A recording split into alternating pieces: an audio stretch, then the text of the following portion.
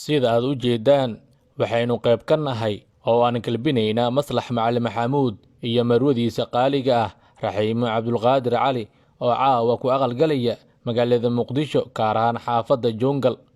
lamaanahan oo ifka iska doortay riyadoodana ahayd mar uun inay nolosha wadaagaan ayaa alla subxaanahu wa tacaala riyadooda u rumeeyey caawa, waxaana farxadda arooskooda ka soo qayb galay ehel iyo asxaab, wuxuuna lamaanahan arooskooda u dhacayaa caawa si waafaqsan shareecada islaamka.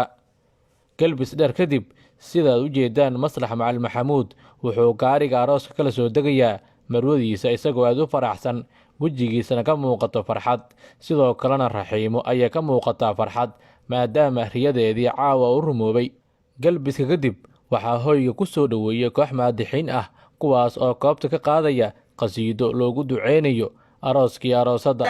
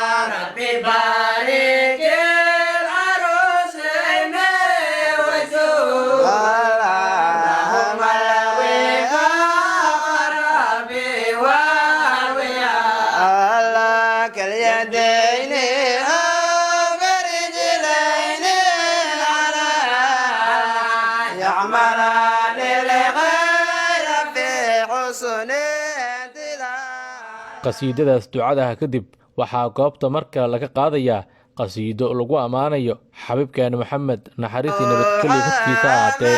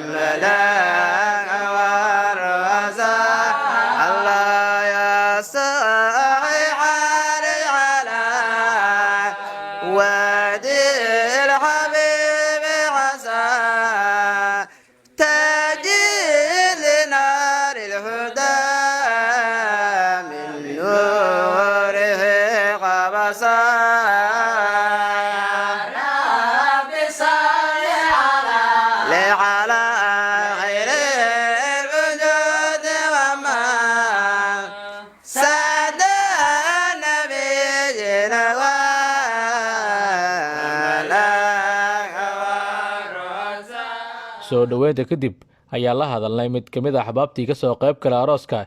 halkan waxaan hambalyo aan ugu diraynaa saaxiibkay marna walaalkay ah sheekh maslax macalin maxamuud iyo saaxiibadiisii raxiimo cabdulqaadir oo arooskooda oo ka dhacay muqdisho caasimadda Soomaaliya, gaar ahaan degmada Yaaqshiid, kuna aqal galeen degmada Yaaqshiid. intaas dabadeed waxaan u mahadcelinaynaa dadka maadixiinta ahaayeen oo ku soo galbiyeen caruusinka nabi amaanka oo aadka u macaanta badnaay. waxaan leenahay marka caruusinka kuwa isku waaro oo cubad khayr qaba kala hel Ilaahay idin ka dhigo, abku iyo abooteen qatiinus ay duqoodiin saasaan ka rajeynaa insha Allah taala. maal barakeysan oo barakeysan Allah idin siiyo. rabbi barik